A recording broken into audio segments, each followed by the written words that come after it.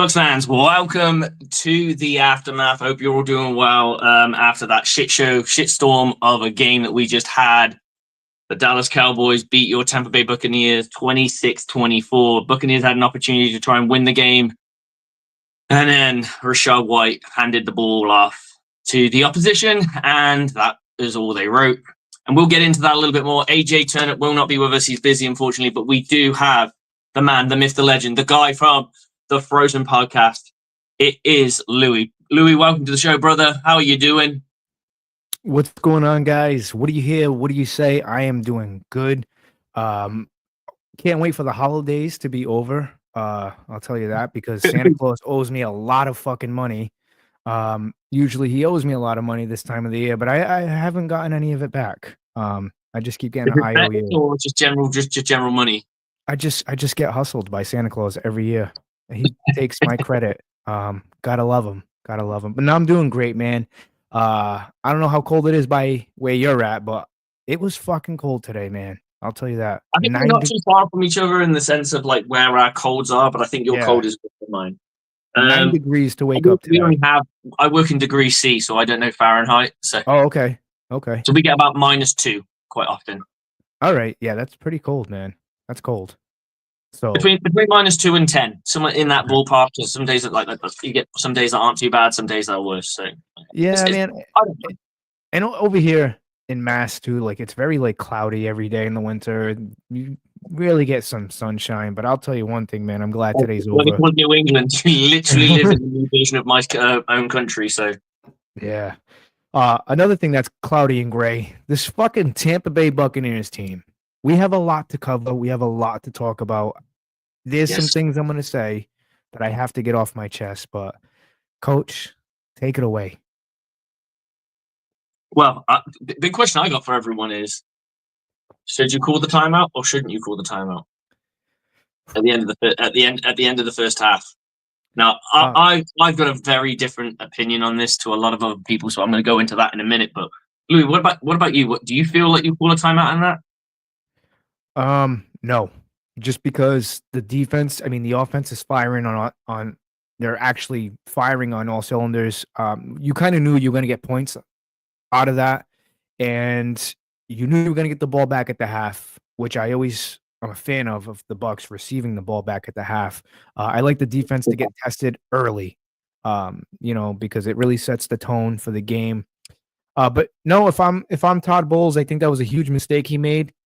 Was not calling that timeout. You got to let the time run out there, because we lost by, what was it, 2 points, 3 points? So 26-24, whatever it was. Yeah, 26-24. Yeah. So you got to call the timeout. You don't call the timeout. You got to let the clock run. That was not really the best judgment by Todd Bowles, but it's what he does.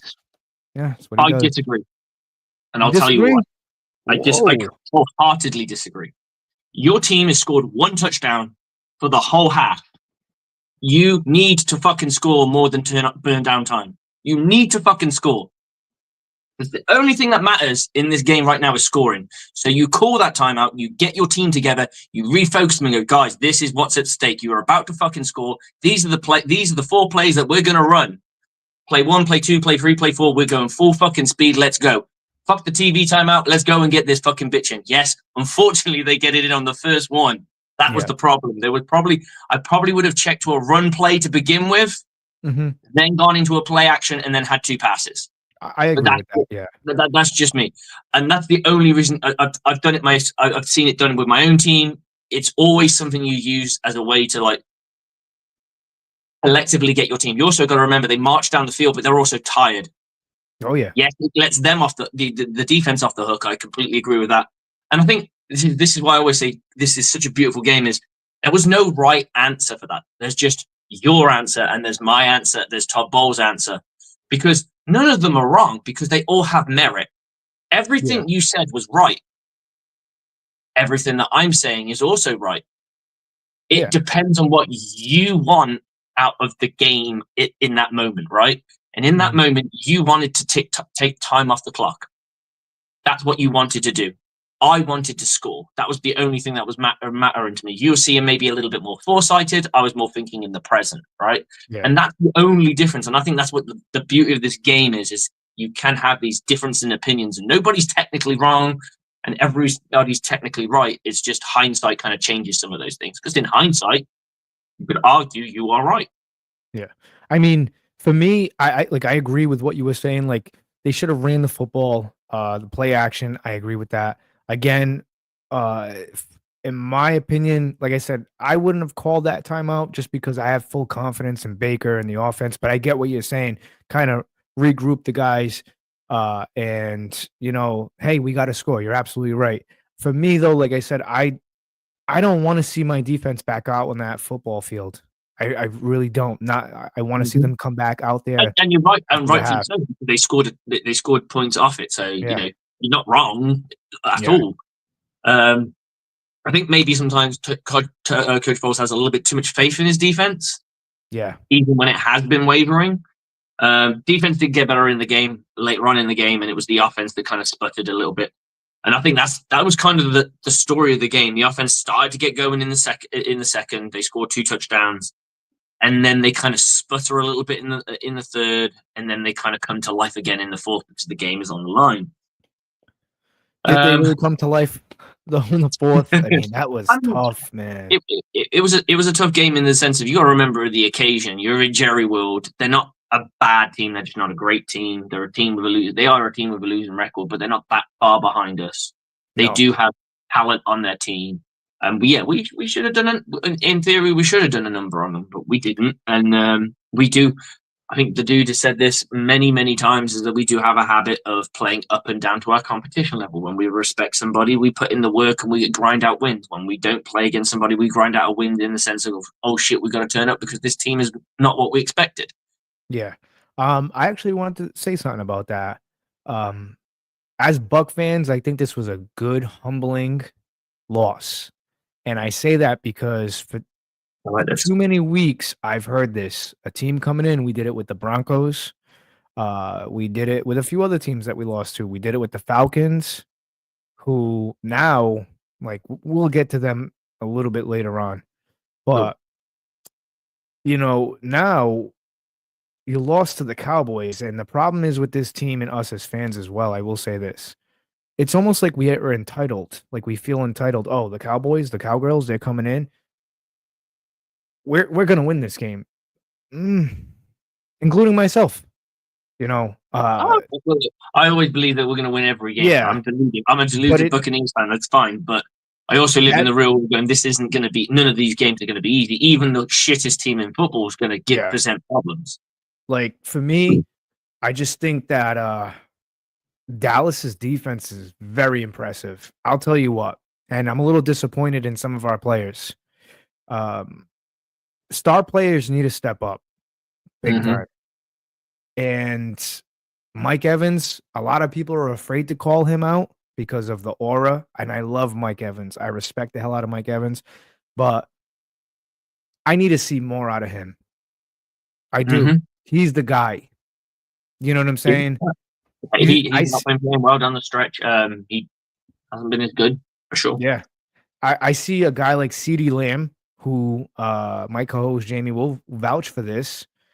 I'm not a fan of his. I thought he was like kind of like overrated. But obviously he's not overrated. The guy's a hell of a talent. That dude put up a better performance than Mike Evans with a Mm-hmm. busted shoulder, with a second string quarterback. Mm-hmm. Um, at the end of the day, the Bucs, when you punch them in the mouth, and I said this yesterday in the group chat, I said this team's soft. They are. They're soft because when you punch them in the mouth, it's like, whoa. It happened with the Broncos.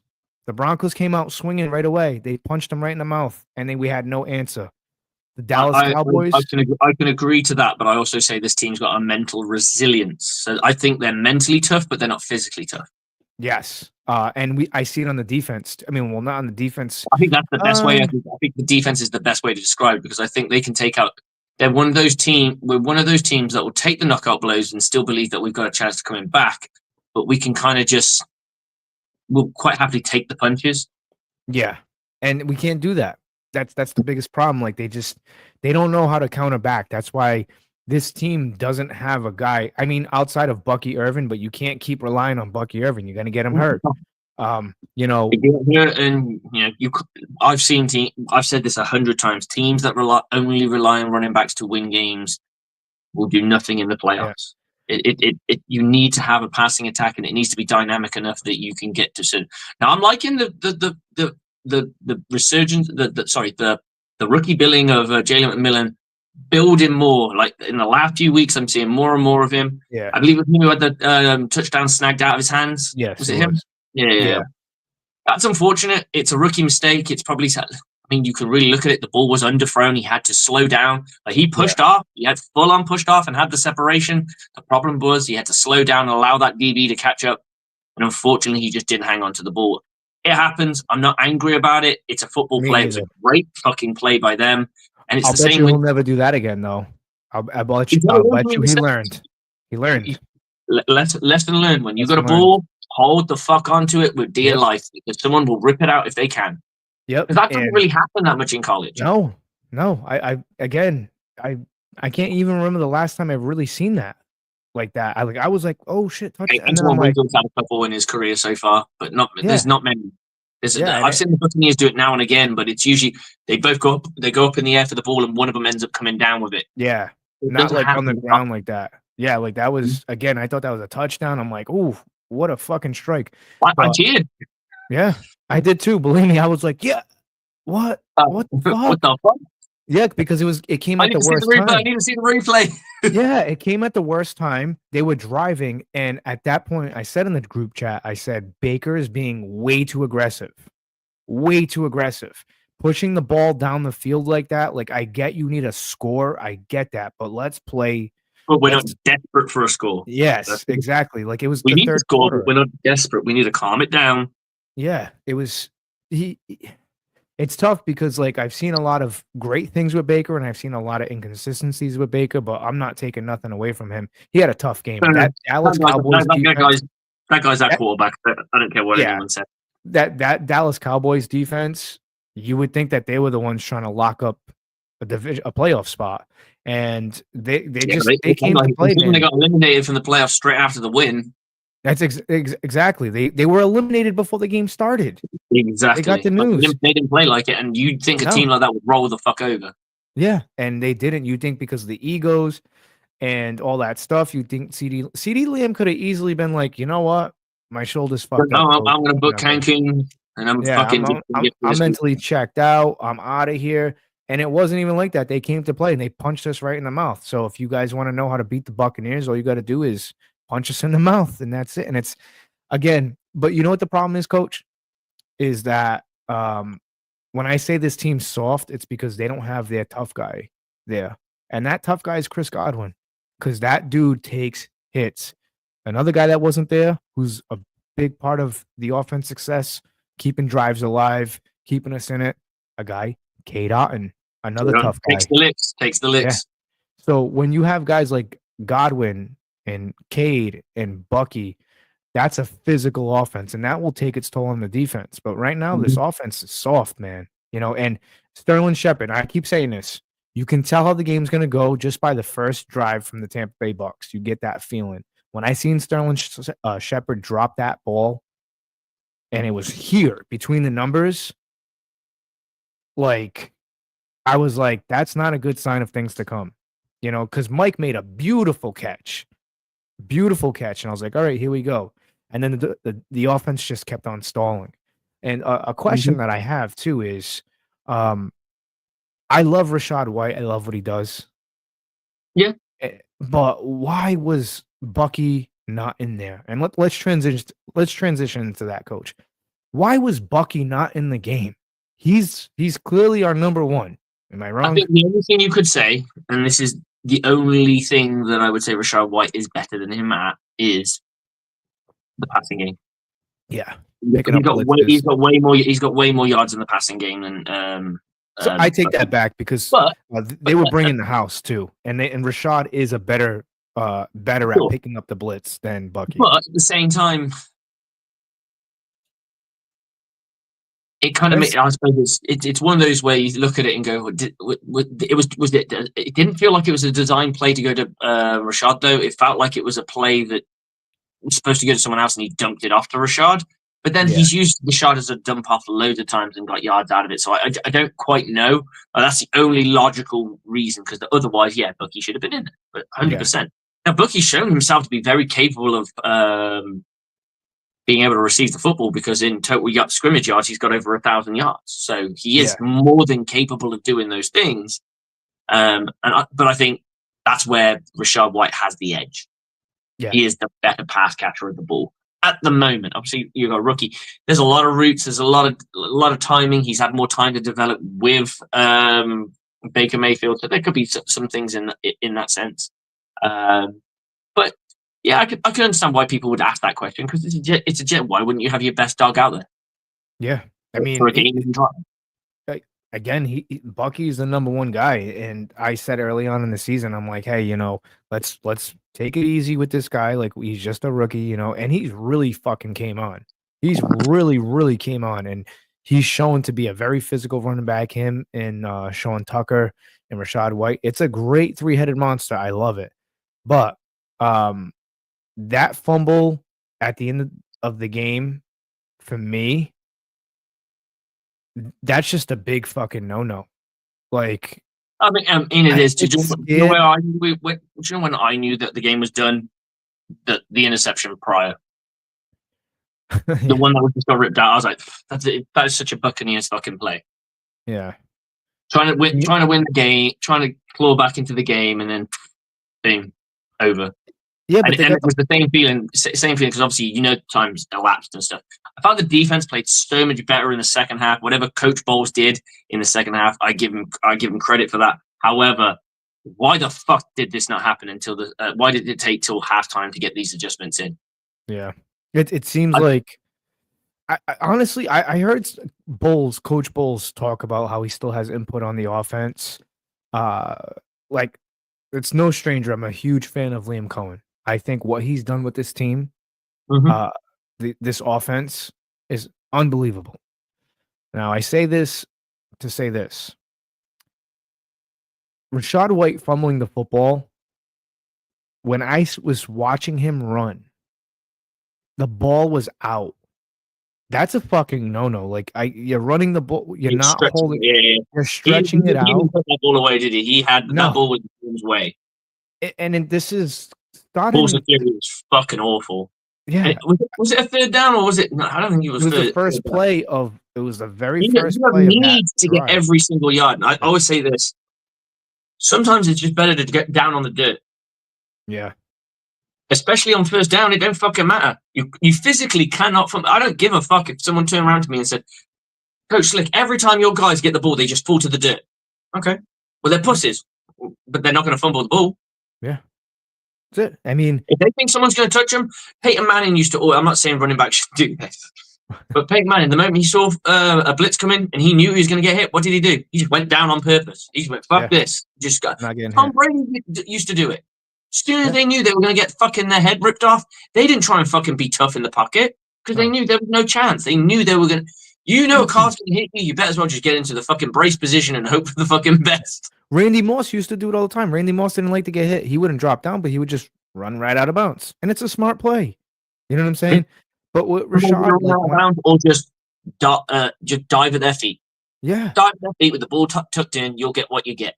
Yeah, I can understand on third downs where you need that. You need to guarantee that you've got every blade of grass. You've made sure that you've got it. But on the first down, that's football awareness there that kind of went a little bit wrong. He didn't need to get that. And I think he got more than the first down, if memory serves. I think he got enough for the first down. Or he was a yard shy. And you didn't need to do that. Like, when I seen him running with the football with it extended out, I was like, talk the fucking ball. And then I think he got the first down and he went down and then that was it. And that was such a kick in the dick, man. It really was because like, boom, it was like what, a minute, 20 seconds left. And I felt like we had the momentum. I really did. And then you seen Baker fighting for his life and he just flicked the ball out and I seen Rashad. But as soon as I seen him extend, I'm like, we're gonna lose the fucking football, and sure as shit, we lost the football. So going back to what I said to say this, depending on how this season ends, because there's a lot of implications here. Now we're tied with the Atlanta Falcons. Fuck it, I don't care. I'm gonna stick to my guns. I don't like the Atlanta Falcons, but I have enough respect because they are building a good team. Michael Penix Jr. had the best warm up to get introduced to the NFL and the Giants. I still think that this is going to be an issue. I don't think that kid's going to let up. I really don't. I don't think he's going to let up, and I don't think the Falcons going to let up.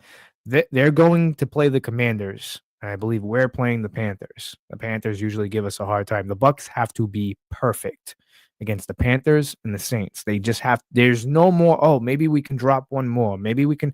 No, there's no more. This was the only. I did say though after the break when we start like the Buccaneers probably in this like 5-game stretch. Sorry, 5 games. We just won 4 on the bounce. 7-game stretch. We were probably going to get pipped 1. Well, I thought it was probably going to be the Chargers because I was looking at the team with the best record, right? The Buccaneers proved me wrong when they went for a different team, and that's fine. At least it's not division because that can have different implications. Unfortunately, it was NFC. However, I look at it from a different. I look at it from this perspective. We're always gonna. There was no way we were gonna win out. We're just not built to be that good. I don't think we're not quite there yet. The dude is in. Louis been kicked out. I'll bring Louis back in. I was waiting for the intro, dude. I was waiting for the intro. There we go. We'll get the intro in a minute.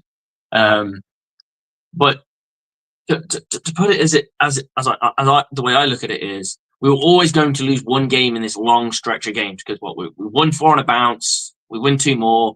That's 6 games in a row where we only lose 1 game. That's a good chunk of season, right? We would all be happy if we won every 7 games that we played, would lose 1. We'd all be happy with that situation. Unfortunately, we went for a 4-game skid. That was the problem. But we were always probably going to drop 1. But the 2 games that you can't lose are the last 2 of the season because they're your momentum swingers for the playoffs. You can probably lose this week. The week that we lost is probably the last week you can really get away with losing because otherwise you lose a little bit of fizz. I don't know. It's just because like Atlanta, I think they're 4-2 in the division, and the Bucs are like 2-4 or something like that. I don't know. I'd have to look at that. Well, I think we have a losing record in the division. We've beaten everyone but the Falcons. The Falcons. Yeah. So we're 2-2. Yeah. Yeah. So we're 2-2, and I don't know. I know the Falcons have a better record than us. When it comes down to it, all we're going to do is it comes down to them beating the Commanders, right? We've got to win out. There's no like you said. You said it when you said it best. Then we can't afford to drop another game. If the Buccaneers drop a game, it is done. Players are looking for flights to Cancun. They're looking to go to the Bahamas. They're looking to go to the Caribbean. They're looking to go wherever. Yeah, it's just again. I said my prediction for this team was NFC Championship. That was my expectations of this team, and this team can be an NFC Championship team. But then now, I seen a performance like that yesterday. I just don't get it. Like, I don't want to hear the bullshit that it was, it's the Cowboys. You don't know what you're going to get. No, you have to beat a team like that. You let Cooper Rush throw all over you. And honestly, like, I love Todd Bowles. I really do. I'm not calling for his job, but if we lose another game, I think you're going to have to just go into a different direction because we can't do this inconsistency. And I say that to say this. It's because you have Mike Evans. I mean, how many more years? Let's be realistic here. I think Mike's got another 2 years. 2 years, right? 2 years of it. I'd say 1 year guaranteed of elite level where he was this year. Minus the 4 games that he didn't really play it, and especially the 3 that he didn't play in, and the 1 that he kind of played in. You put those in, he's definitely in that 1,000-yard mark. I reckon he's got 2,000-yard seasons in him, and then you're going to see a gradual decline.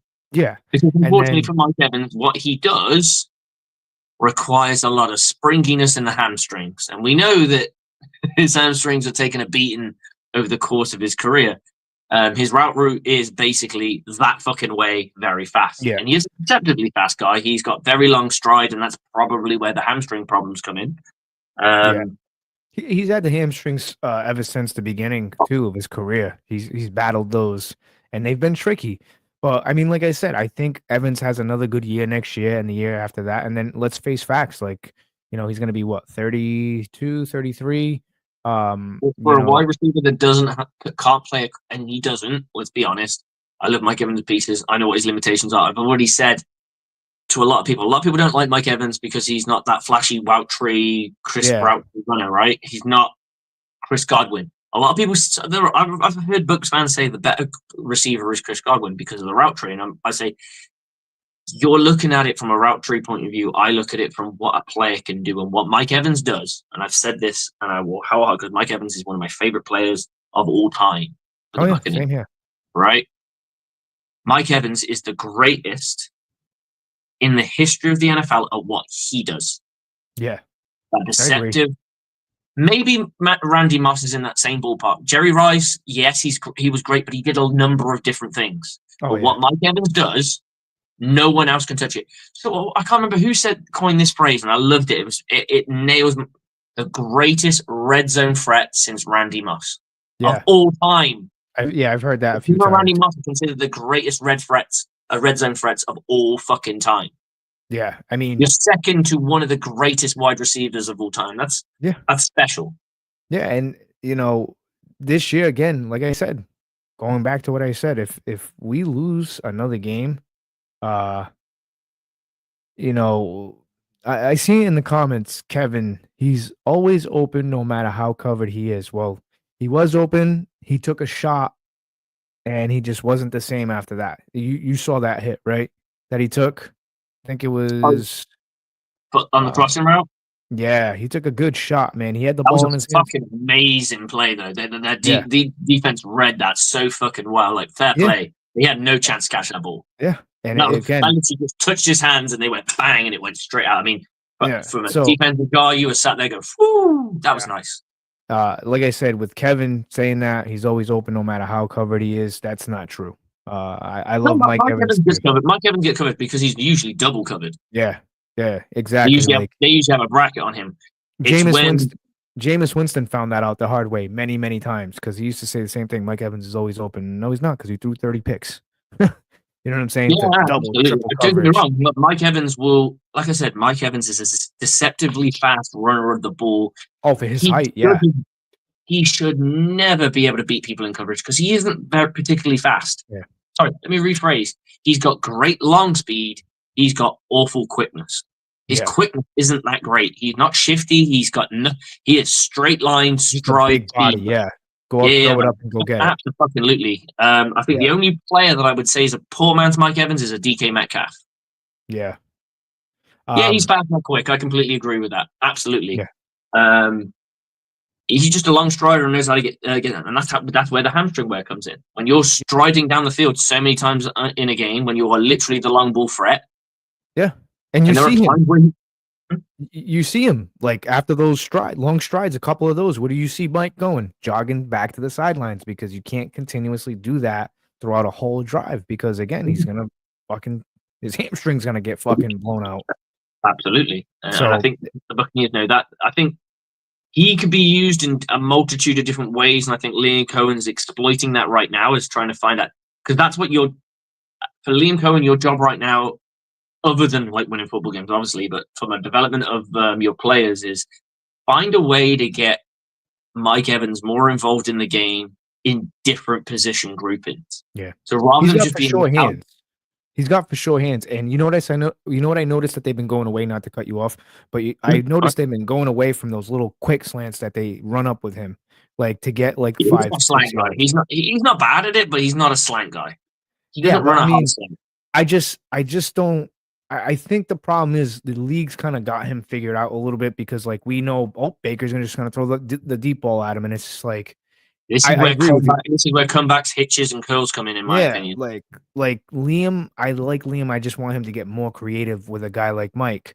And going back to what I said, you have Mike here.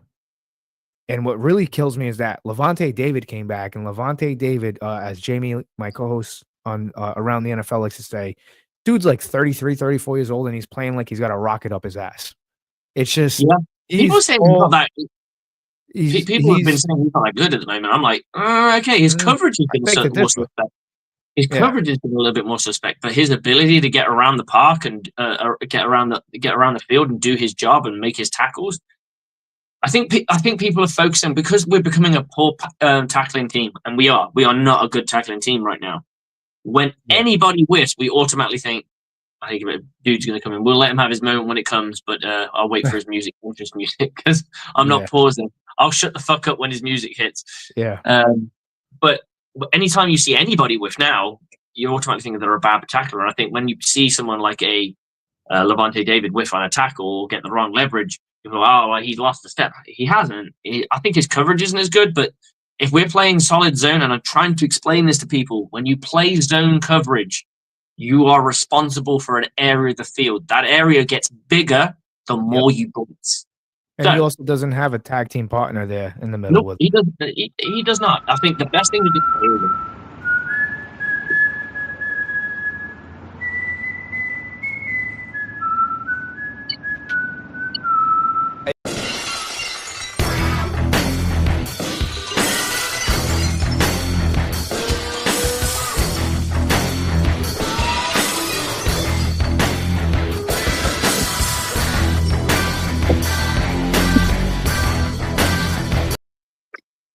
Oh, yeah. How you feeling? Those edibles hit. The edibles have hit. Unlike the Buccaneers yesterday, hey, man, we can gloss all this over, and I appreciate the honest takes. I appreciate all that. But before we dive a little deeper into that, little public service announcement. Edibles have been eaten, so hide your kids, return to your respective private group chats for safety, because I'm about to get ugly. I caught a little bit of what you guys were just talking about with Levante David. I think we can all agree he has lost a step. I'm not going to really bash the guy. He's basically covering for two linebacker positions in this new Bulls strategy he's got going on here where, we got an entry? Yeah, fuck it. Levante can play both positions and cover the entire middle of the field all by himself, even though he's close to retirement. I don't know where to start, man. Let's just say this is a lesson or proof that the Buccaneers this year and somewhat historically play up or down to the competition that's in front of them on the field. It's almost like they have an A game and a B game. And the A game is when you play against teams with winning records and you step up to their level. Look at what we did. I mean, there's two teams out there right now with 2 losses, and we're responsible for half of those for both teams. With the what is that? The Eagles and the Lions. We took Kansas City to the brink. We beat the Commanders in opening week. We just went to Tinseltown and dominated the Chargers. All teams that are either they're either in or legitimate playoff contenders. So what do the Bucs do when they've got a cupcake, like we spoke about on a couple shows prior? They walked into the Big D. They saw Jerry World. They saw the crowd. They saw the star on the field, and some of the young guys got a little fucked up, a little too big for the moment. And I don't think anybody, and I'll take blame for this as part of the Bucs media. I don't think the Bucs media really covered the fact that Baker Mayfield has never won a primetime game in the NFL. He's really? 0-9. What? Now, majority of that, yes, came in Cleveland, and we can't really hold him responsible for everything that happened in Cleveland. I mean, Cleveland is going to Cleveland. They're on what, quarterback number 7 this year? That said, they're still paying a guy fucking king. Yeah, they're still paying Massaji boy. Jameis did 15 for 15. Now you got somebody with 4 different names playing quarterback. I mean, at some point, Shadur Sanders, come on down. Here's what I'll say. This is what the hell we were talking about during that losing streak when we're struggling against shitty ass teams that have no business talking playoffs. This is the point of the season where we said if the Buccaneers could have put some of those victories in the bank 6-7 weeks ago, we don't give a shit what just happened in Dallas. We're coasting into the playoffs.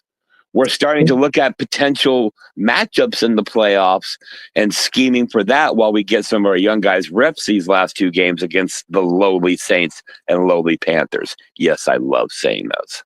Lowly Saints. But again, you play the game that's in front of you, I suppose. I can pick Todd Bowles' decision-making apart in this game. I can pick apart Liam Cohen. I understand that Rachaad White is our 2-minute running back, but Bucky Irving is your fucking running back at this point, bro.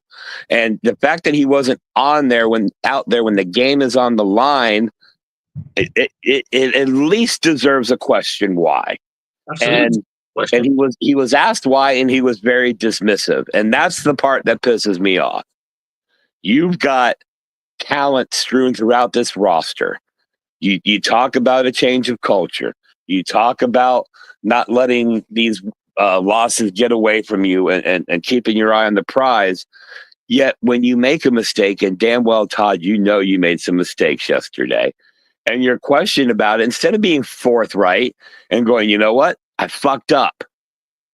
You just try to act like the people asking the question aren't as smart or don't know everything you know. Well, first of all, media is supposed to ask the questions, and then when you answer, they're supposed to follow it up to dig deeper. Todd, you just dismissed it. And if that's the case, we can ride with that. But you also have to realize if you're dismissive of the fans and you're dismissive of the media and you're dismissive of what's actually happening around you, you might end up getting dismissed. Now, I don't see, I love AJ and he's probably listening.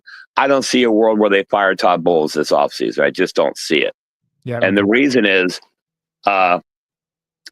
if you fire Todd Bowles, how is this defense going to look? The question, who do you replace him with? And if you bring in a whole new coaching staff, you're losing Liam Cohen most likely. So do you do a whole reboot when you just cleaned up your salary cap? I guess everyone's thinking if Liam Cohen gets the go-ahead move. I honestly, if I can, I like Liam. I like Liam a lot. Obviously, I'm a huge supporter of him from growing up 15 minutes up the road here. I know a guy that I work with who's played for him, who said some good things about him. I like Liam Cohen. If they were to get rid of Todd Bowles, I like Cohen. I think he's brought this offense. At the end of the day, he didn't fumble that football. Rachaad White did. Jalen McMillan, at the end of the day, got that ball ripped out. And we're also relying on a lot of young guys to win us ball games, considering all the injuries. But I'll tell you one thing. I really like the way this offense has been moving underneath Liam Cohen. And again, if you do fire, I do think if we don't make the playoffs, I think Todd Bowles does get fired. If we do make the playoffs, obviously they're going to keep him for another year, and there's no need to fire him. But if we don't make the playoffs, what happens with Liam? I disagree. I think it happens. What happens with Liam is Liam's being courted. They may have to make a decision. Do we want to go? The Buccaneers can't keep finding good offensive coordinators off the grapevine. They're just not going to keep turning up, right? And it's not like Liam Cohen brought a load of guys with him who learned under him, who are his, I suppose, disciples, so to speak, that he can be that dude. So everyone's like, okay, we may not have him, but his quarterback's coach is fucking shit hot. So, he's taught him everything he knows. He's ready to take that step, right? Like you saw like we've seen with other coaches. We don't really have that yet because the staff has not changed massively from year to year, even from the Super Bowl to where we are now. It's the offensive coordinator and a few choice coaches. It's not massively different. So you don't gain as much. I like I said, I think if we do part ways with Bulls, I think you got to keep Liam Cohen at the door. I don't think it's the same thing as what's his face, Dirk Cutter. I didn't think Dirk Cutter was a very good offensive coordinator. I think he was very overrated, overhyped. We were just married to star quarterback to our quarterback. Yeah, That's exactly. It didn't work for him. They had some explosion. They had plays that were exciting. Yeah. Let's face it, we can all attest. I mean, I will. That the Dirk Cutter years with James Winston were roller coaster-esque because there were some fucking absolutely amazing fucking wins and plays to be said, but there were also the lowlights. It's a fucking roller coaster. That's what it is, and I think that's what you got. I don't think you get that with Liam Cohen. I don't think there's the roller coaster. You there's don't too get much that consistency. There is consistency in this offense, and I don't know. Run game, is incredible. And again, has there been a little bit inconsistency? Yeah, sometimes. I mean, you're not going to be perfect every single time you step on the field, but the way this offense, I've never seen a Bucs offense put up the amount of points that they've put up this year. And I'm going to take a look at that number and compare it to every other year. But I think the only thing you need to compare it to is Tom Brady's second to last. Outside of that, Tom Brady. That was the most explosive we've ever been. I think the second year was more explosive with Brady. But that's what I mean. That's the year I'm talking about. The year that we should have went to the fucking NFC Championship, but we went. But again, I don't think you can let a guy like Liam Cohen walk out that door. I mean, and if honestly, shame on the Bucs if they're like, hey, we're gonna keep Bulls if we don't make the playoffs. It's just because we can't do this inconsistency anymore. Like, we can't sit here and let years go to waste. I do think the better chance of winning a championship or at least appearing in a Super Bowl or getting into the NFC game is with Liam Cohen, because that offense is firing, and the amount of points that they're putting on, and you're very time limited now. You're time limited with Mike Evans and Chris Godwin. You're relying on Trey Palmer and Jalen McMillan. No fucking way. And I'm going to call out Trey Palmer. Fuck that. Trey Palmer was talking about all year long, pissed off Trey. You haven't showed up. You haven't showed up. And it pisses me off because this is a guy that I vouched for at the beginning of the season. I said, hey, this is going to be a breakout year for him. I think he's really going to step up, and this is going to be an impact year. I don't think he's going to have 1,000 yards, but I think, for fuck's sake, man, when Godwin went down, this system. This system. You should have. That was the ultimate chance. You had Can someone tell me where Shepard was at the beginning of the season? On the practice squad. He was on the fucking practice squad. You allowed a practice squad to take your fucking job. That's on you. Shame on you. Jalen McMillan's playing. His level's gone up. He's starting to catch up a little bit more, and I can see the progression. I can't see nothing from Trey Palmer. You know what? After that defensive back ripped off the ball from him, a lot of rookies would have fucking. That's it. That's game. He went out there and made 2-3 more catches.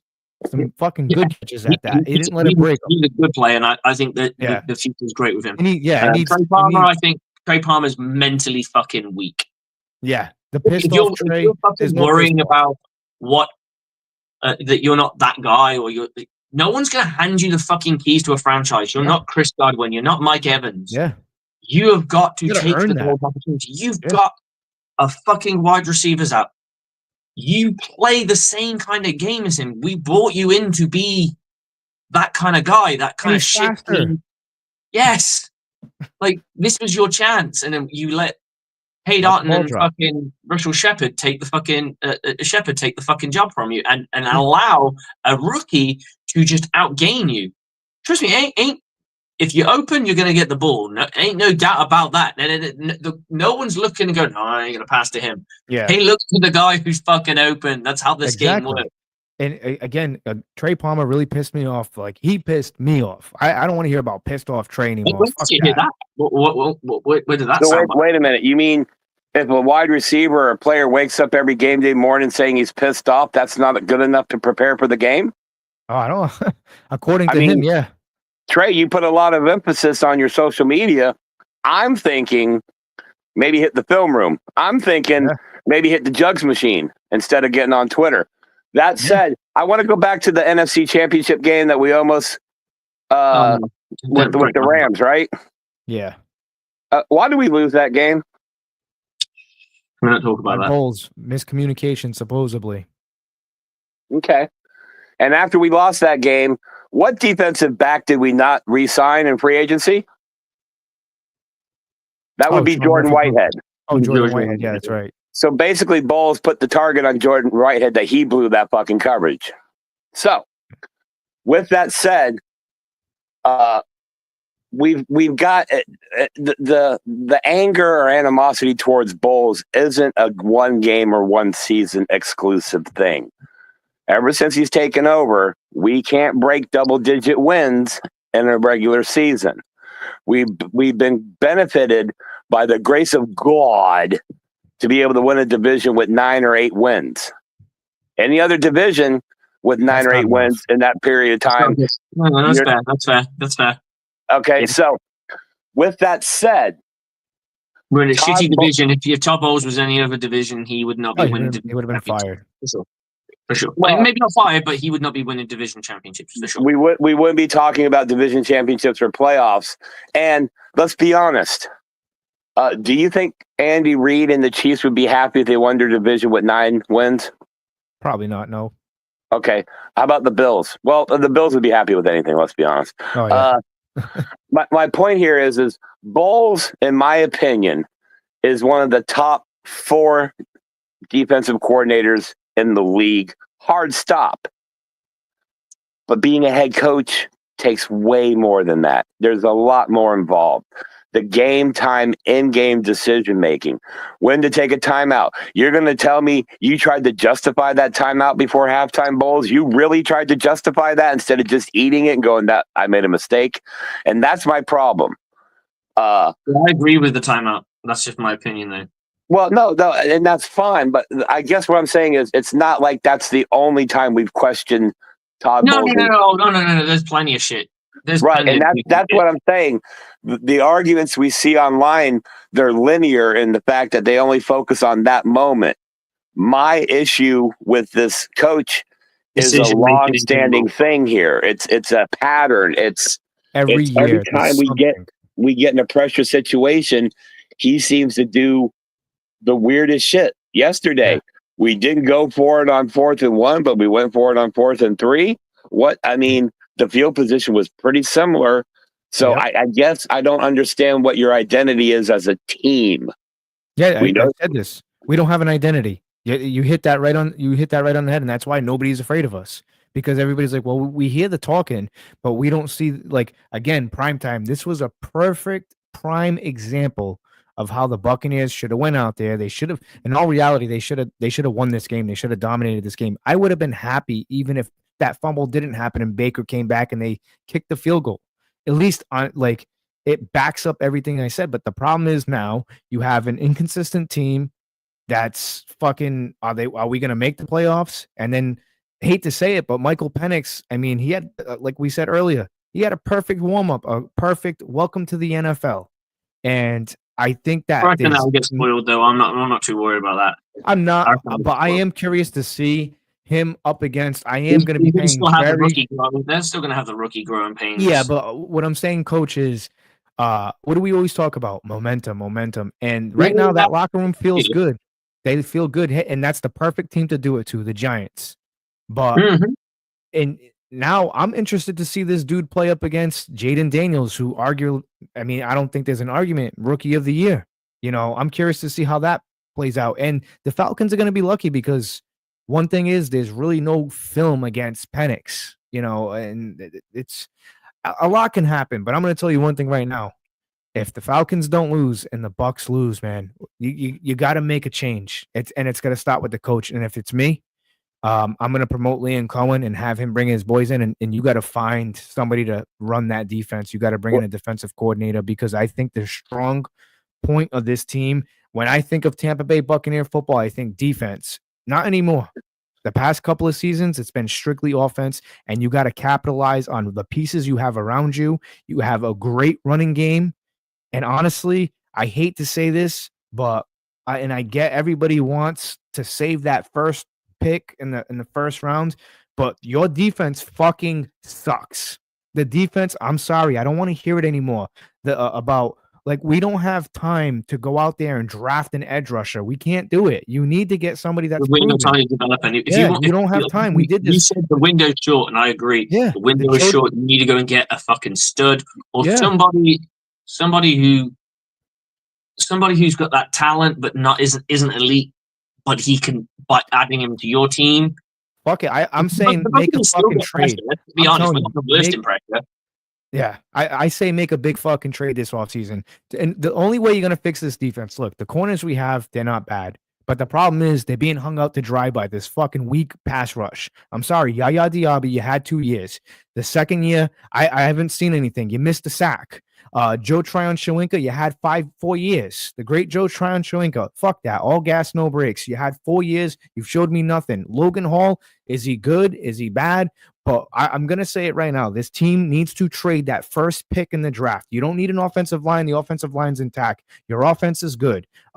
Your defense, you have the safeties. And a couple of linebackers away. You need to draft an inside linebacker. Second round. Because Savasio Dennis, I like Savasio Dennis. It's unfortunate he got hurt. Logan Hall and guys like Logan Hall and Greg Gaines, those guys can contribute. The problem is there's nobody creating fucking havoc in the backfield. I don't see it with Yaya Diaby. I don't see it with Joe Tryon-Shoyinka. A lot of people hate on Micah Parsons, but I'm gonna beat that fucking drum. If you can trade for this guy, go get this fucking guy.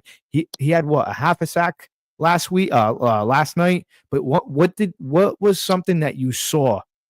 Baker was under distress. He was in the backfield every time creating havoc.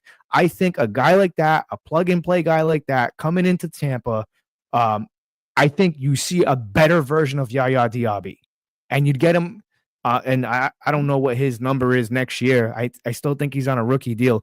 But even if it's not him, go trade. Max Crosby's probably going to want out of fucking the Raiders. The Raiders are in rebuild mode. That dude, that's another dude you can bring in, plug and play into this defense. But they got to do something with the defense because you're not going to go to an NFC championship game. The fucking one thing that was missing, and I'm getting aggravated about it. The one thing that was missing in that game was a defensive fucking presence. There really wasn't. They made a couple of good stops, but there's no havoc being caused. There's no chaos in the backfield. The quarterback is not.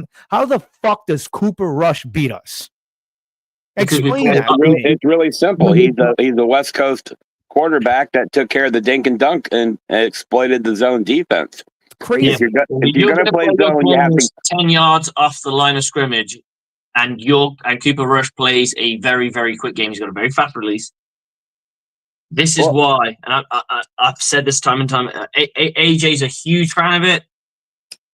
Playing press. I don't believe in playing press press all day long. I think it doesn't work. I think you'll get found out, and I think the Buccaneers did get found out on a couple of occasions where they did try it, and that might have been why Bowles backed out of it. I don't know. Obviously, I'm not a part of the staff, but I think you've got to experiment with different depths of your DBs and find out what works for them, and say, right, guys, how are you finding it? Nah, it's not working. Okay, can you come down by 3? Can you come down by 3 yards?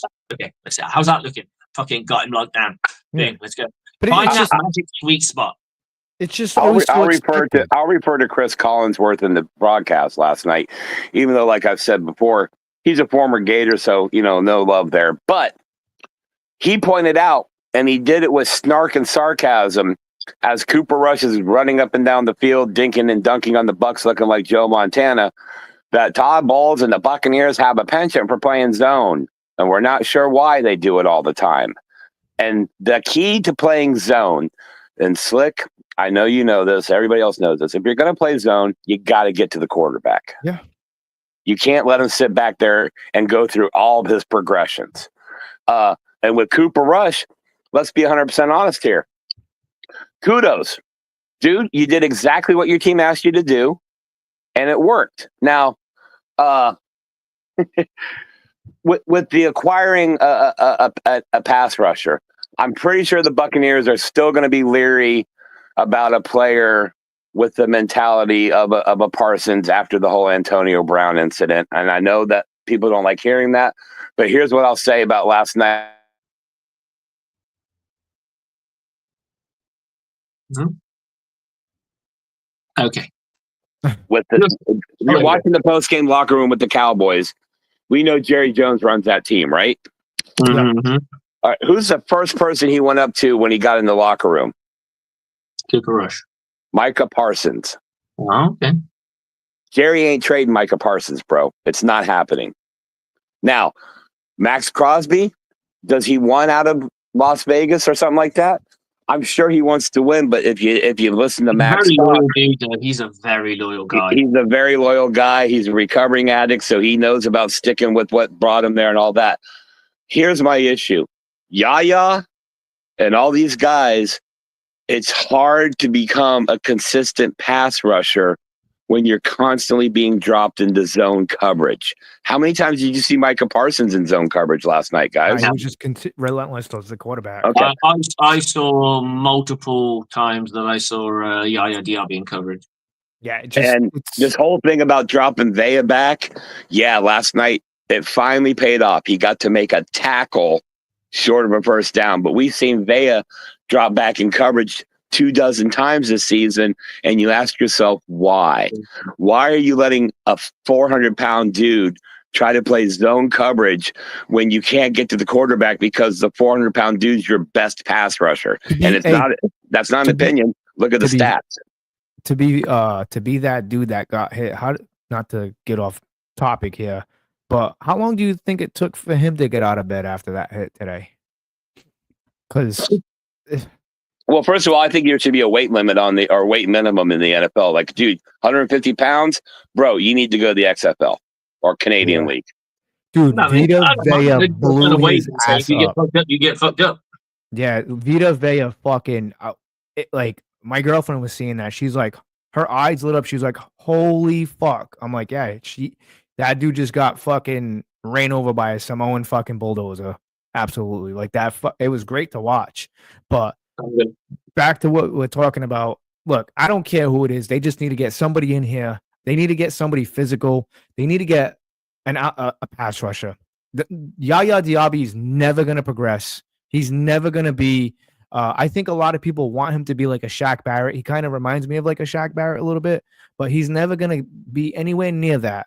I'm sorry to say, and I love Todd Bowles. I think he's a great human being. I think he's a great father, a great coach, a great mentor. I have nothing bad to say, but unfortunately, I don't think Tampa Bay is the job for him. I don't think because I was hearing another thing too about how he's controlling the offense as well. Like he said something along that line.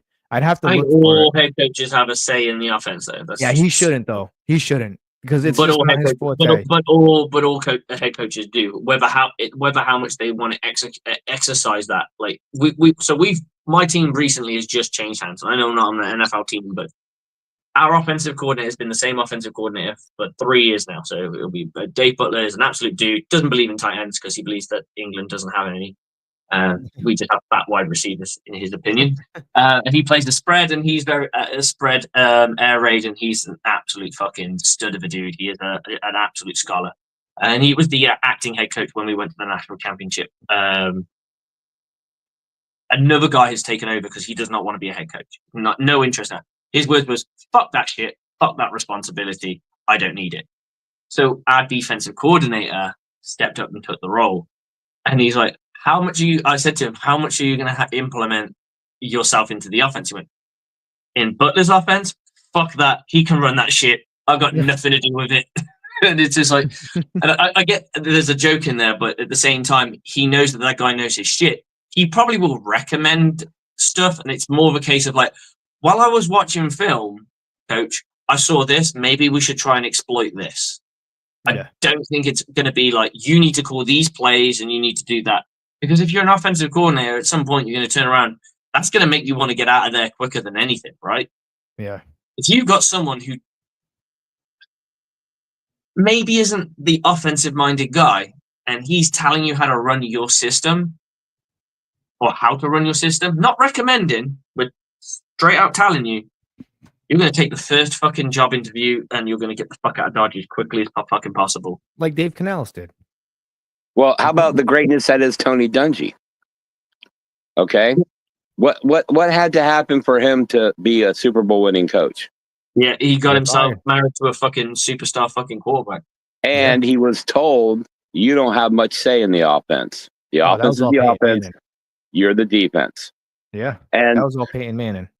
And we might just make the comparison, and people, their heads will explode. I don't give a shit. Maybe Bowles has that Dungy characteristic in that he shouldn't be overseeing any offense because he sucks at it. And Dungy sucked at offense. Yeah, Dungy's biggest problem in Tampa was he couldn't find an offensive coordinator. For the love of God, you hired a Shula and couldn't get it done. Yeah. Think about that for a minute. You had Clyde Christensen, who went on to be pretty good, if I remember. You had a bunch of guys, and you couldn't work it out. So we need... Because people say, that's a fair question. Like, we don't know, but it's a fair question. Well, I think... But here's what I will say. Todd Bowles does have this team committing less penalties overall, even though the penalties suck. We used to commit between 9 and 11 a game. The penalties, I don't care about the amount. The amount can suck. It's when they fucking happen. Exactly. Type of penalty. Holding penalties fucking boil my piss. They boil my piss because they are drive killers. Not many teams can overcome a fucking 10-yard deficit. No. On fucking second down. Let's say you have a shitty first down and then you have a fucking holding penalty on second down. Your drive's done. How many times did we see that with Jameis? That Jameis era. Holding penalty, 10 yards. You might as well send the fucking punt crew out there. Remember, the Bucs were 1st and 10 at the 26 and ended up being 3rd and 40. Yeah, I remember that. I'll put it this way. Buccaneers to go after Myles Garrett. If you're looking at potential targets, Myles Garrett, even though he's pushing that age envelope, Matthew Judon style, but you have to look at the team's financials that these players are on. And but what are the Cleveland Browns going to do anytime fucking soon? Well, the Browns, every player on the Browns is a target because they're notoriously cheap. But you know who else is cheap in that same state is the Cincinnati Bengals. And they've got a huge issue with their contracts and people coming up. And they got that guy named Hendrickson who's looking for a raise. And he's number 8 on the list. I'm looking at Danielle Hunter, and I've got Josh Hines Allen from the Jags. So those are 3 potential guys I would be looking at. I would go for Trey Hendrickson. I would go. And here's another thing. If the Dolphins lose this week, they're cutting Calais Campbell. Now, I realize that's not necessarily what we need, but put that experience there in the line. Maybe show some of these guys how to play playoff prepared football. I don't know. Here's what I want to say about the guys we have. I think it's safe to say JTS, this is what he is. Okay? The project is done. He's a solid backup. I do believe in Logan Hall because of just extreme athleticism. I think he's a victim of this dropping back in coverage. If you let these guys who put their hand in the dirt just take care of the run and rushing the passer, I think your zone defense will work a lot better by default because you'll be forcing these quarterbacks to make a decision. Not to cut you off, but an interesting thing that I've noticed about Todd Bowles is how come he's never used Joe Tryon-Shoyinka on that line with Vita Vea? I've never understood that because the kid, he used to play defensive end in college. He's too light. We play I don't know. I think we play a 3-4, dude. He will get fucking eaten alive. I don't know. You can't put a guy who's fucking sub 250 against a fucking offensive he's not 250. Heads up. Hold on. He'll get eaten alive, dude. He's not built for that. He is built to play like a 7 or an 8 technique. He's not going to play a solid 5 man up. He will get gobbled up. I got to look that up. I think he's a little bit better I think you need your people like Logan and that's what he's going for. And Vea and Cansey. Put them as the 3 guys with their hand in the dirt. 259. Sorry, I was wrong by 9 pounds. You put those 3 guys with their hand in the dirt, and their only job is to get to the quarterback. He's a fucking linebacker, dude. He's never going to be heavy. He's never going to be heavy. He says it's 5'2", 258. 258. Oh no, I'm looking at Google. I'm looking at Microsoft thing. It doesn't matter. But my point is, he's a linebacker. He's an edge defender rather than a pure defensive end. I would be interested to see that though. I'd be curious to see him. But you got to remember, in a 3-4, you are lined up almost heads up on a fucking tackle who is closer to 300 pounds than you are. He is bigger and nastier than you are. Yeah, I get it, but I'd be just curious. I mean, what do you really have to lose? I wouldn't. I mean, like I said, I wouldn't mind seeing. I don't know. I think I'm surprised. In the run game, he'll get bullied. 100%. He'll be done. Over. Because you got to remember, I can see what you're talking about from a pass rush perspective. I can kind of get that, but then you're kind of tipping up when you're going to pass rush. And also on top of that, anytime I see Joe Tryon-Shoyinka on the field, I'm just going to bully him. I'm just going to fucking bully, because he can't. That guy ain't going to win no fucking block against an offensive lineman one-on-one in run. It's never going to happen. He's just going to get, because you're putting him in a precarious position by being heads up against an O lineman. Yeah, you'd have to. I think you touched on something here with Shoyinka that I've said from day one when we drafted him. He's got all the athleticism in the world, but he's soft. He's not a dog. He doesn't do well with one-on-one confrontations, bro. All gas. That boy will be on roller skates. I'm telling you.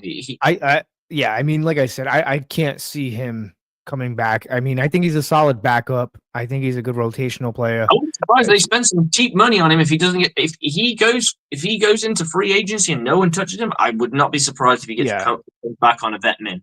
I don't know. I just think maybe he's in the wrong system. I mean, I don't know. I just couldn't. I really can't put my finger on it. I think Louis onto something. I think that's the problem with some of the defense right now. Is remember, but we've got guys. In other words, like you brought up, Slick, playing press coverage all the time isn't conducive, and obviously it's not. You got to switch it up. But can you play press coverage with corners that aren't good at press coverage? No. And I think we're running into that problem that some of our corners might be good at press. I think Zion could handle press better than Jamel Dean. And I think maybe Dean can handle. Dean was a decent press coverage dude at one point. I don't know what's going on with him. And here's the thing. You can't read him emotionally. So you just have to figure, okay, he is what he is. But he's always smiling. Mike, we've got like, it's almost like a hodgepodge of defensive backs with their talent. Instead of having, hey, we play man press or we play zone exclusively or whatever. And I realize you can't play it every down, but you can lean heavily one way or the other. So maybe the DB's talent. You can play zone coverage with press in it. People don't. Everyone seems to think you can only press a man. Well, no, that's what I'm saying. You can play up on the line a little bit. Number 2 has got 2 press corners. Who takes the 2 deeps? The safeties. So what do you think the 2 corners do? They jam, hinge, and sink. Their whole job is to jam up the wide receiver and reroute them to where the help is. So they want to reroute them to the inside. So why not play a bit of cover 2?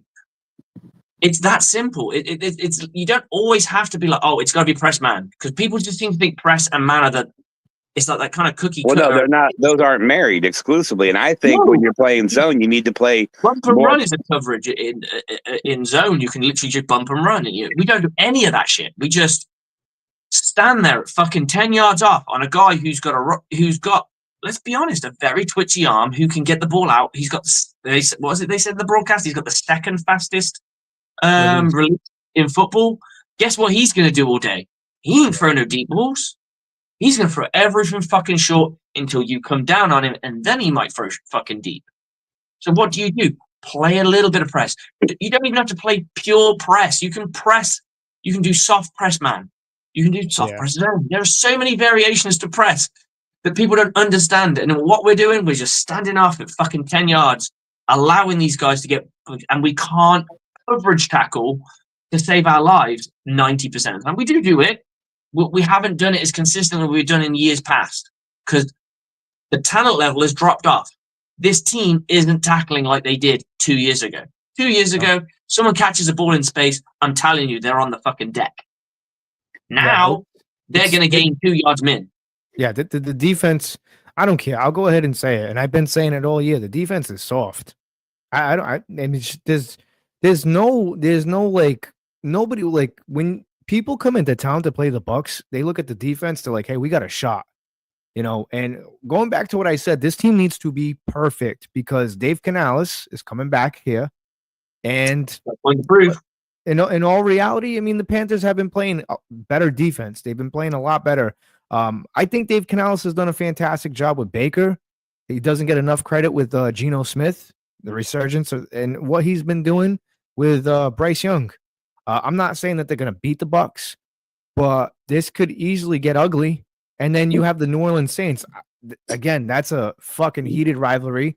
I still think the Saints are going to want to knock us off, especially if we have a playoff game at stake. Like if you win, you're in. If you lose, you don't think the Saints are going to want to do that? Again, this defense, I want to see them more physical. Knock somebody the fuck out. Get a sack. You know what I'm saying? There's things. There's things that drive me crazy about this team. And one of them is we constantly have the other team's wide receivers running wide open. Okay. Now we can point back to pass rush for that, right? And I'm not going to sit here and say I have the expertise of what even Coach Slick has. But here's what I will say. When I played defense, and long time ago, very small sample size. We were told you rush the quarterback. If you can't get to the quarterback, what do? You get your hands up in the passing lanes. We don't do that. We don't ever do that. Yeah. When was the last time we batted a ball at the line of scrimmage? When JP was there. When JP and how many do we get batted against us? Fucking brilliant at that. Yeah. Just so there's things that this team can do to help their DBs on the front, and there's things that DBs can do to help the defensive line and the pass rushers. My question is, are you going to let Levante David sit out there in the middle all by himself and just twist in the wind, bro? That's what I'm saying. Like, we have a limited time where, let's face facts. I mean, I don't know how many more years Levante David's going to play, and just think the guy could have went here and, could have went anywhere he wanted to any championship contender team. Could have went to Buffalo, could have went to anywhere that was competing for a championship. He decided to stay here, and it's like these guys on the inside. JJ Russell, you got to catch that interception. I don't care if you're a second stringer. I don't care if you're a third stringer, dude. You're on prime time. You got to catch that. Make a name for yourself. I don't see this defense. Like I said, they made some key stops. They made some key stops, but it wasn't enough because Todd Bowles and the way he runs the defense, I don't think he has the right personnel to do it. This isn't 2021. This isn't 2020. Let's face facts. The Buccaneers corners at that time were really pretty damn good. Sean Murphy Bunting came up clutch.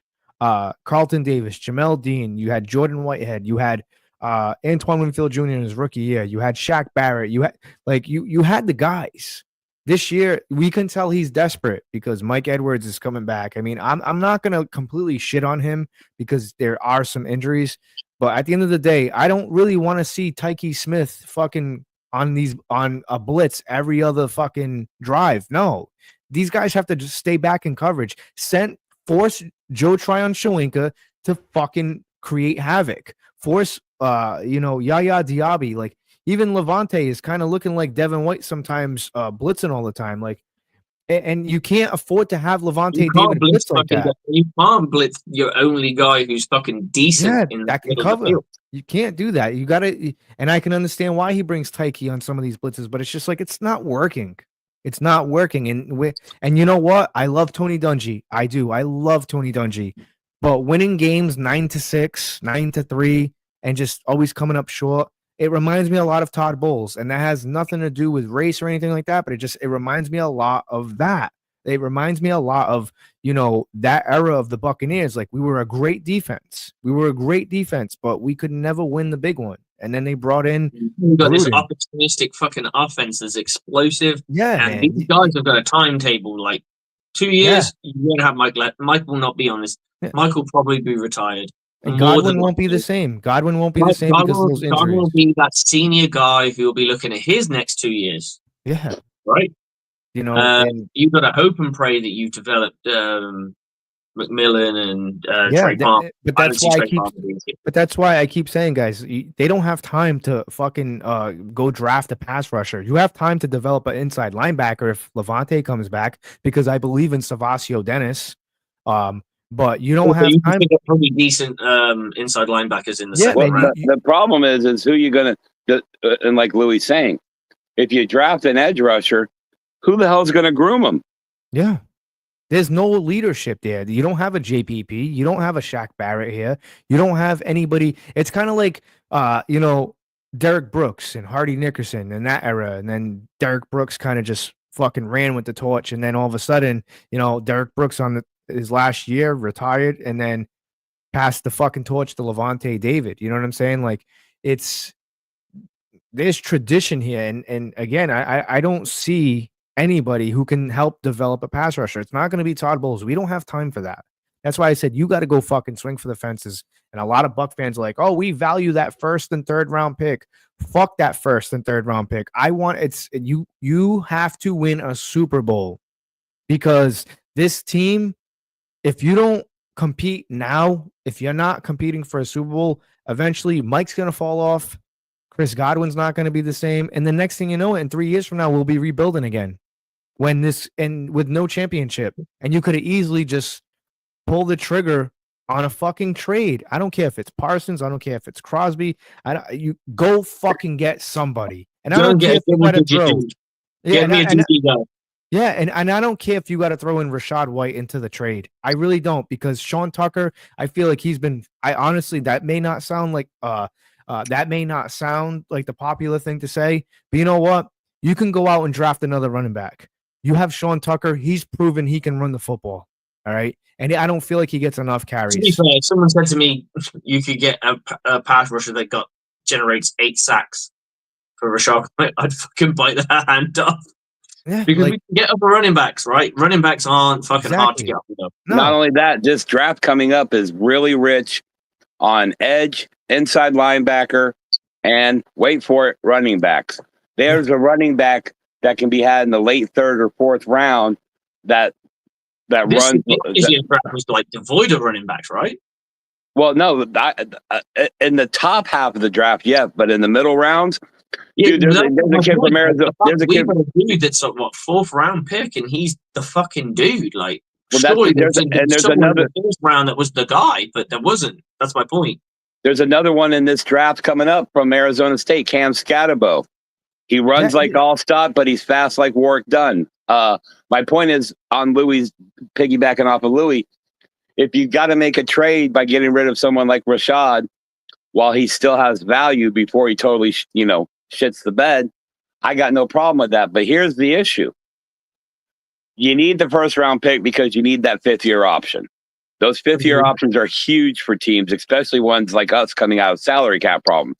And we do have to, and here's a nod to the private chat guys, we do have to look at all this year and last year through the lens of shedding tens of millions of dead cap space. So we're getting to the point now where the cap is about to be cleared up, and we can go out and spend in free agency or make a move on a trade and sign deal. But the other side of that is, you have to have 2 partners in a trade. You can't just say, I'm trading for him, give him to me. It has to be worked out. And I don't see the Raiders willingly giving up Max Crosby without there being a king's ransom. I don't see anybody giving up an elite pass rusher. So here's what you got to do. You got to go find the Shaq Barrett out there. Remember, Shaq Barrett didn't do shit the first 3 years of his career in Denver because he was stuck behind Von Miller.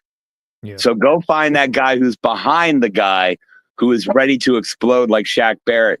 Get him on the cheap, get him on a deal, and bring him in and turn him loose. Because that's what we did with Shaq Barrett. When we got him, we said, rush the quarterback.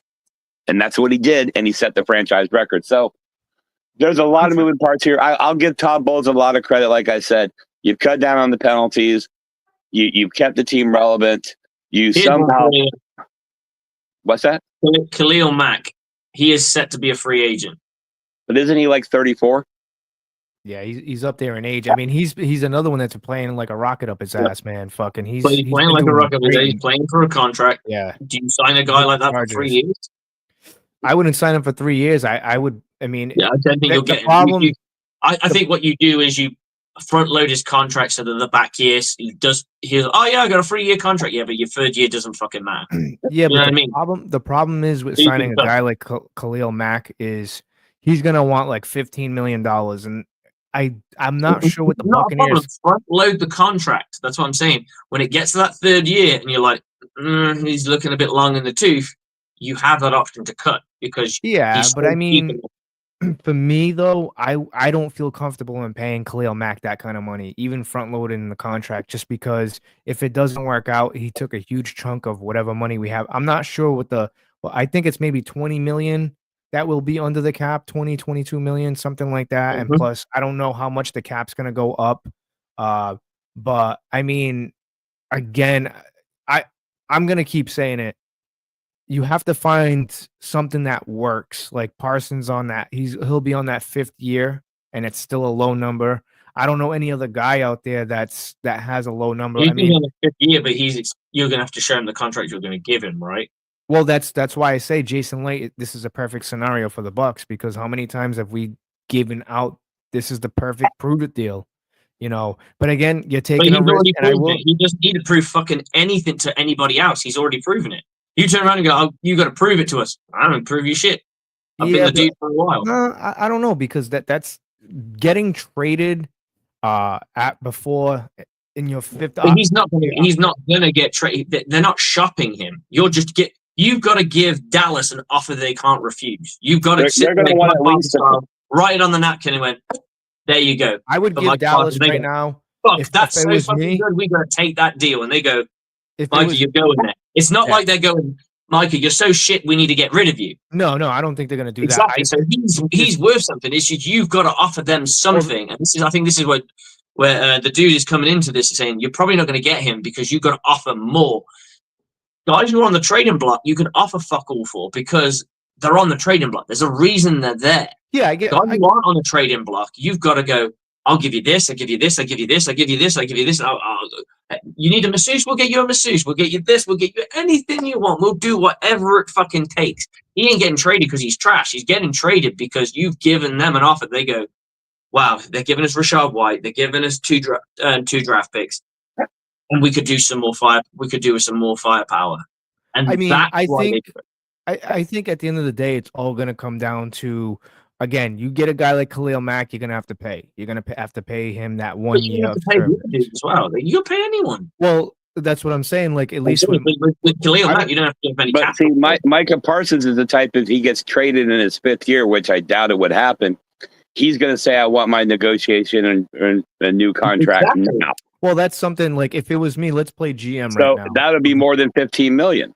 Well, let's play GM right now. Like, whoever wants to be like, if it was me, I'd call up the Cowboys and I'd say, hey, listen, we're interested in Micah Parsons. We're looking to move on from Rashad White. We have this our first round pick. And, you know, what's it going to take to get a guy like that in here? Oh, it's going to take 3 first round. No.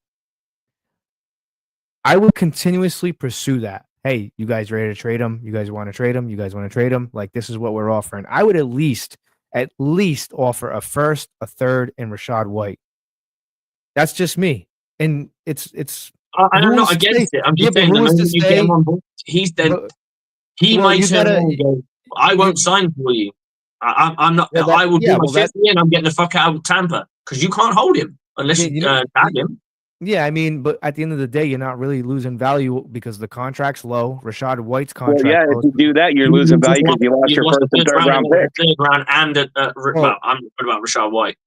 I mean, again, this all depends on what coach is here, what they're gonna do. I think he would want to. Guys do want to play for Bulls. I will say that guys do want to play for Bulls, but they gotta do something. They gotta call. They have to make a trade. Like, honestly, like I said, I think me and the dude are agreeing with you. I think the thing we're saying is, I know that's a tough trade to pull off. It is. But I mean, they're going to want one of the best pass rushers in the best young grunt, the best. Yeah, but I mean, it's going to be.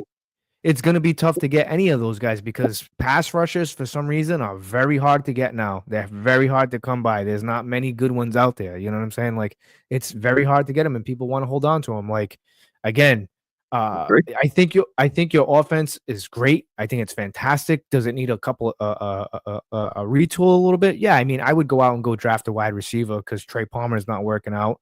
I would definitely bring back Sterling Shepard. I mean, he's proven he belongs on this team, and I like his fiery attitude. I like how he gets everybody hyped up. They need that. What they're missing the most is a pass rusher on defense, and all I'm saying is Jason Light. Don't be afraid to trade that first pick. Here's what I'll say about Sterling Shepard, and I got no problem with the guy. Obviously, I don't even know the fucking guy, but here's what I will say. We talked about how holding penalties are drive killers, right? Mm-hmm. So are drop passes, and he dropped 2 in the first quarter, bro. Yeah. If you don't drop those 2, that game might have an entirely different offensive fucking look to it. So let me ask you this: who would you rather have out there, Trey Palmer or Sterling Shepard? If you had to rely on a guy, I would rather have Raheem Jarrett or the kid that caught a touchdown pass. Oh, Roy Miller. Yeah, I like Miller. We've got a thing for Millers in this team. Yeah, Miller time. My issue with Jalen McMillan is, you were the second best wide receiver on the national championship runner up, right? You were open because they were focused on Roma Dunze in Washington. Now they're focused on Mike Evans, and you can't get open. And when you do get open, more often than not, you're shitting the bed. So I think experience will help. What Jalen McMillan needs, and this is going to sound harsh and probably get me canceled, but, find me on social media, bitches. You can't cancel if you can't find me. Jalen McMillan's soft. He ain't ready. Trey Palmer is all about the gram. He ain't about the actual work. We need a Chris Godwin's type receiver. We need a guy who puts his helmet on, grabs his fucking lunchbox, and goes to work every day and does what is asked of him and does it consistently. Trey Palmer, bro, I heard Todd Bowles call you out in the press conference. We have a rule on punt. You put your feet on the 10, you don't move backwards. Then they asked Todd, well, then why do you call fair catch at the 6-yard line? And Bowles' response was, I have no idea. So, if you've been told one fucking thing to do and you don't do it, how are we going to coach you, bro? How are we going to make you better? If you can't learn by seeing Mike Evans at work, if seeing Chris Godwin at work, if you can't learn, you're done. So as much as people don't want to hear it, Chris Godwin's banged up again. Mike Evans is getting old and has hamstrings again. You got to draft a wide receiver that can come in and play, because these two guys, like you pointed out, behind Evans and Godwin, aren't picking up the slack. They aren't progressing. They aren't getting better. Now, if we fire Coach Bowles, this organization is hiring an offensive-minded head coach, right? 100%. Absolutely. Usually that's how it goes. They always. And do you hand it to Liam Cohen, who's on his 3rd city in 3 years? Again, I would take him. I think, like I said, what he's doing with this offense is no different. I mean, obviously Ben Johnson has had more success, but I mean, I've never seen the Buccaneers put up this many points in these games, and I think he's the guy you can't let walk out the door. You can't. It's just my opinion. I think you put yourself in a trap when you do when you place we can't let him walk out the door, and we've been burnt by this before. I don't think this guy's a dirt cutter, but that precedent still sits there and hangs in the ether. So Ben Johnson would be ideal, but again, I just don't see Jason Light with Bruce Arians in his ear. Don't think he's not, and the Glazers firing Todd Bowles at all. It's not going to happen. Yeah, I hate saying it because I know AJ's pissed off right now, probably yelling at his girlfriend while they're out to eat. But the fact is, they love Todd Bowles. Lovely. He'd never shout at him. I agree with you. It's just, I think from a football decision, you can't bring back Bowles if we don't make the playoffs. You just can't, because it just doesn't work. And there's no excuse. There's no excuse for it, because I've been hearing people turn around and go, oh, well, he did this and he's done that. And I get it. I completely get it. And I crunched the numbers, dude. If you take out that we were in a shitty division, we've only gone to the playoffs once. Yeah. There you go. Yeah. So we would have had the final wild card. Not to mention, what would our record have been if we played in a better division? Yeah, I can't tell you, but I can tell you with the record that we had.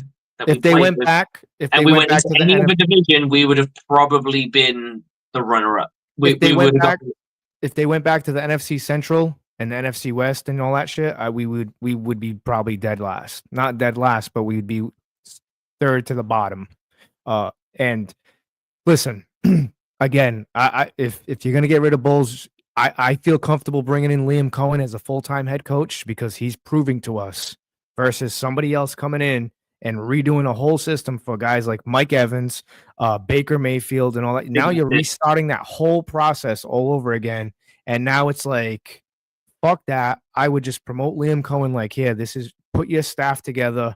Baker loves him. I think him and Baker are a good combination. I just think that, and let's face facts, that game yesterday, Baker was getting the shit kicked out of him. And Baker has a tendency of being that, like, I know they brought that up. Oh, Brett Favre was his favorite quarterback. He's a gunslinger.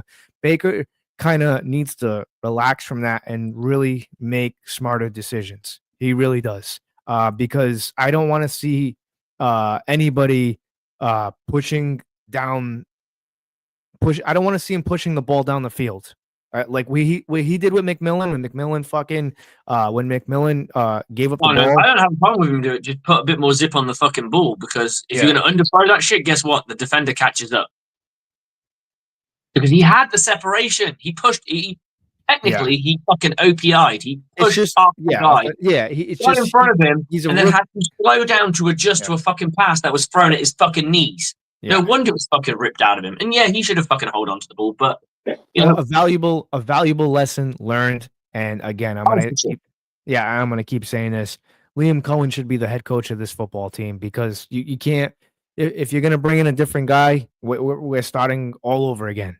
Unfortunately, the only thing I would say with Liam Cohen is bring in a defensive coordinator that's been a head coach, like a Robert Saleh, like anybody who's had experience, like a Mike Zimmer. Someone who's had that experience, because he needs to have that person in his ear. He needs to have that advice around the corner. I know that. I don't think fucking Bruce Arians is going anywhere. He's getting basically a fucking free paycheck just to be around the team. He's fucking absolutely fine with that shit.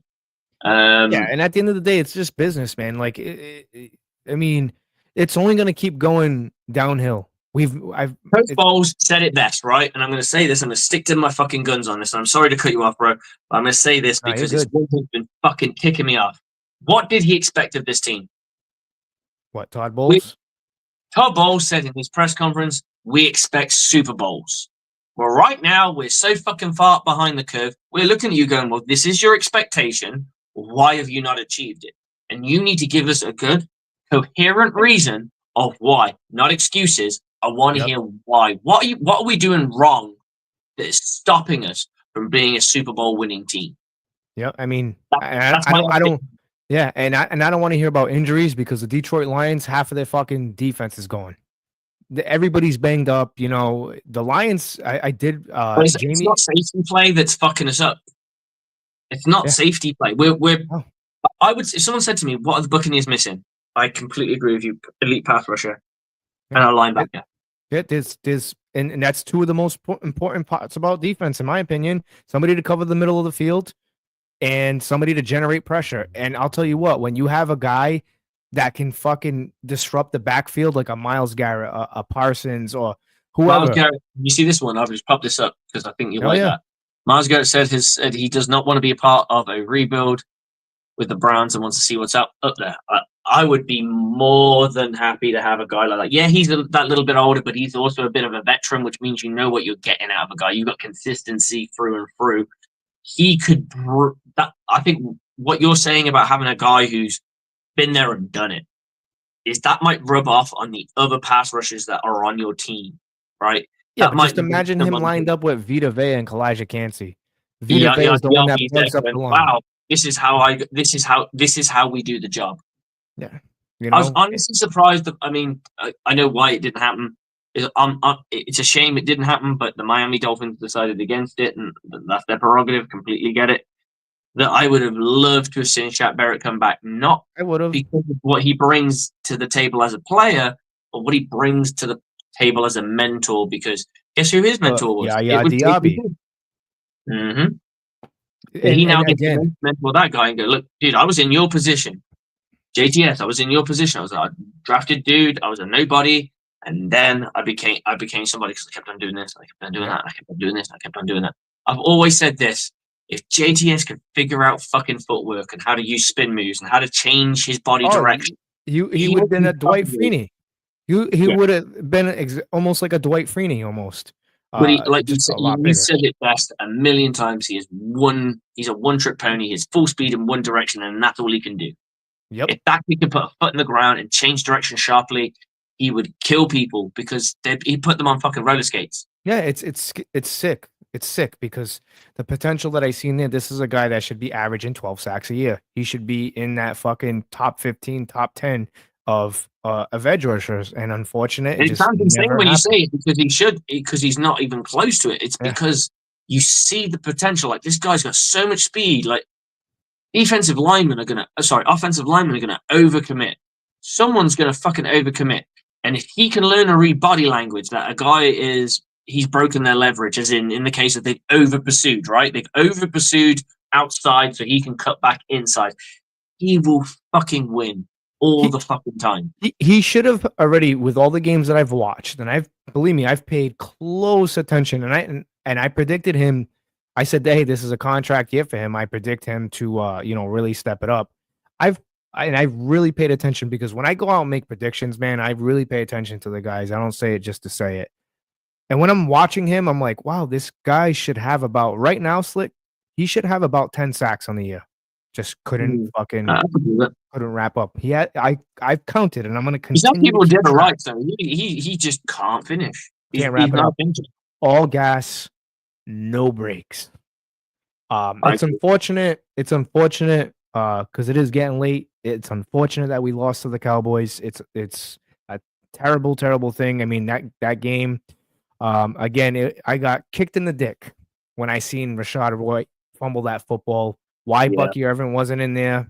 That's a question that we have to continue to ask. Why can't we generate pass rush? What's going on here? Are we gonna fucking fail at the end of the year? I really hope not. We have the Panthers, we have the Saints. These are 2 division games, and we got to pay close eye to this Falcons and Commanders because at the end of the day, Coach, this is going to determine the future of the Buccaneers this season and moving forward. Because if Penix goes in there and he beats the I like to call them the Redskins. That's I don't know. I don't like Commanders. It's such a stupid thing here in America why they changed the name. I'm telling you right now, if he can go in there and shock the Commanders, the Buccaneers definitely have to go out and trade for a pass rusher. Because I can't keep seeing this every week. I can't. Like, you're not going to win a Super Bowl. You're not going to win a Super Bowl without a pass rusher. What was the big reason? You know what the biggest statistic that nobody fucking talked about that Super Bowl win against the Chiefs? Why we beat the Chiefs? Pass rush. Pass rush. 400 is the most interesting stat of that Super Bowl. Do you know how many yards Patrick Mahomes ran for? Like 432 yards in the wrong direction. In the wrong direction. And you did it with guys like Shaq Barrett, who was underrated, and an aging, 3-fingered JPP. They were just fucking elite what they did. The problem is, these are my final thoughts. The problem is Diaby and JTS, they don't mesh. It's not working. I don't think Diaby's the problem, but I'm not impressed. I see flashes. I seen potential, but I've also seen flashes and I've seen potential in JTS. We got to save this kid's career, Diaby, because I do think he has a future here. I think he does. I think he's shown enough. Like his rookie season can't be just a fluke. I mean, it's possible, but it should be a fluke. We as like the team as coaches need to find a way to get this guy more creative and work on his skill set. Yeah, maybe he's been worked out a little bit his pressure's always there. He's always continuous. He just doesn't finish well. And it's a bit like JTS. The only difference with JTS is a one-trick pony. This kid's got more tricks. Yes. It's just still not getting there. And it's because he's just that half a second too late. He's that half a second, doesn't quite get hold of the guy. He's just half a second. Do you know what I mean? He's just that, I agree. He's just millimeters away from. I'm sure I'm sure he's a 10 sack season right now. Yeah. He should have had a couple of sacks that game too as well. A couple of sacks got away from him, but that's all I got. The learning curve sometimes, but like you said, you bring in a veteran that knows what they're talking about, who's been there and done it. That rubs. Yeah, and it hasn't rubbed off on JTS because JTS has been around both. What do you think? He's been around for 2 years. And what do you think? A guy like Myles Garrett coming in here, right? And Logan Hall really polishing up. You get what I'm saying? It's the perfect rotation. But again, like I said, I have nothing. I have nothing left. I want to forget about this game.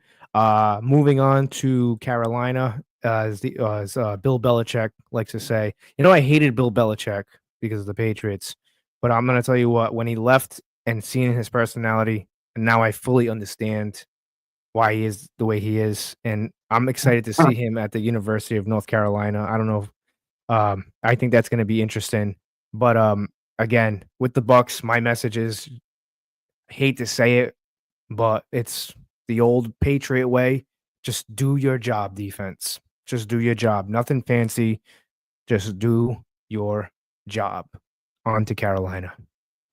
Yeah, I totally agree. I think that's all you got to do is just get in. Don't worry about what the guy next to you is doing, because if you start fucking worrying about other people's shit, that's when you fuck up. That's right. That's all I got, brother. All right, man. I'll catch you soon. I'll let you go. So, Louis, tell us where we can all catch you, what you got going on, and what's up. So you guys can find me right there at the Frozen Pirate Podcast on Instagram, and it's the Frozen Pirate Pod on Twitter/X. Also, like and subscribe to our YouTube channel, the Frozen Pirate Podcast.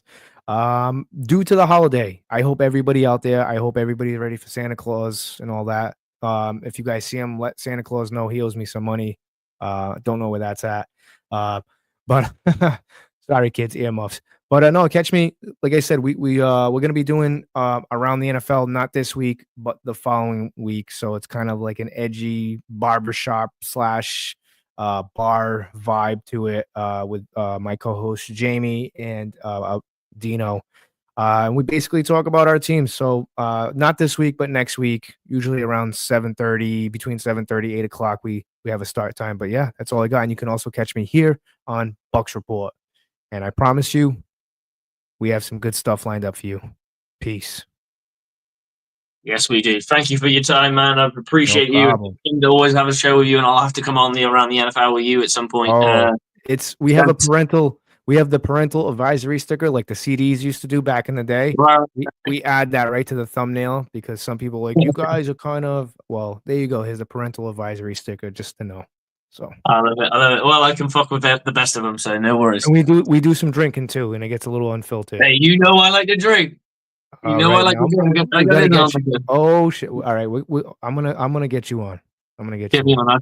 I'll catch you soon, brother. And hopefully we'll whoop this Carolina kitty cat fucking team and move the fuck on. Go Bucs, fuck the Saints. Go Bucs, fuck the Saints. Peace. See you soon, bro. Okay, guys, that is pretty much the end of the show. Always lovely to have a chat with Louis. Don't always get some one-on-one time with him. We had the dude come in and put out his piece. Guys, at the end of the day, we're going into holiday season. You got Bowl Mania. We don't get Bowl Mania over here. We got to find streams and shit for that. But your Tampa Bay Buccaneers right now are still in prime position because the Falcons will falcon. I believe they'll lose. But can the Buccaneers win out? That's all it is right now. It's a fucking race. 2 games, 2 teams need to beat them all. Both teams need to beat them all. If both teams beat them all, they win. Might scrape into a wild card. Probably not. If they pip one game, we're in. We pip a game, they're in.